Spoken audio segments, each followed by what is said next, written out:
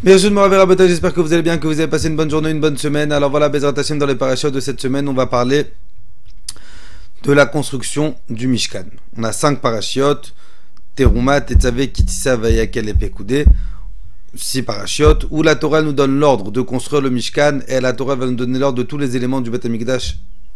Parmi ces éléments, il y avait l'Arche de l'Alliance. Vous connaissez cette fameuse boîte en or. Dedans, il y avait les débris des tables de la loi que Moshe il a cassé, les nouvelles tables de la loi, et dessus, il y avait une représentation de 2 chérubins. La Gemara, elle dit, c'était quoi ces 2 chérubins? Quelle forme ils avaient ces chérubins?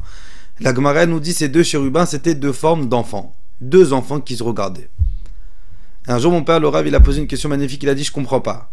Pourquoi dans l'endroit le plus saint au monde, dans cette pièce, où le Kohen Gadol, il va rentrer une fois par an pendant 30 secondes. Il n'a pas le droit d'avoir une pensée haute qu'Hachem. Il n'a pas le droit d'avoir une autre kavana qu'Akadosh Baruch Hu. Il doit être connecté avec Hachem pendant ces 30 secondes. Pourquoi est-ce qu'on a décidé de mettre dedans des enfants? Et il a donné une réponse magnifique. Mais pour vous donner la réponse, je vais vous donner une petite anecdote. Vous savez, Baruch Hachem, j'ai des enfants. J'ai 4 enfants, Baruch Hachem. Et les 2 dernières, c'est 2 petites chippies.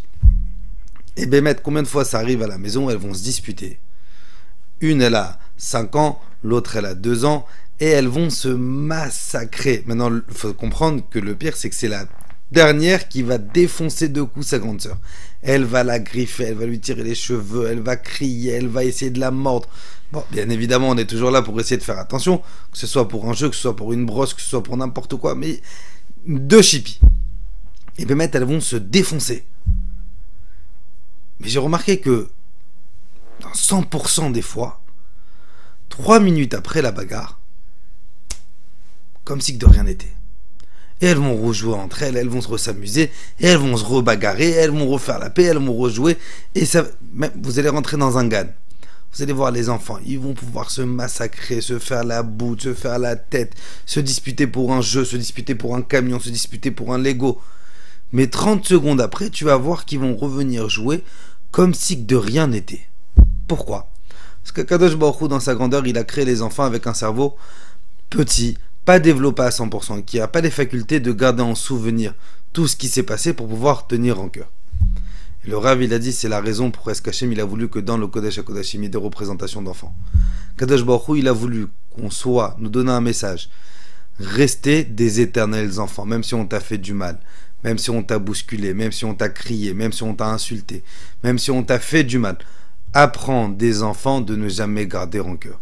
Et si on arrive à apprendre des enfants, et c'est pour ça que dans le Saint des Saints, il y avait ces chérubins en forme d'enfants, parce qu'Akadosh Baruch Hu, il veut qu'on apprenne de ses enfants.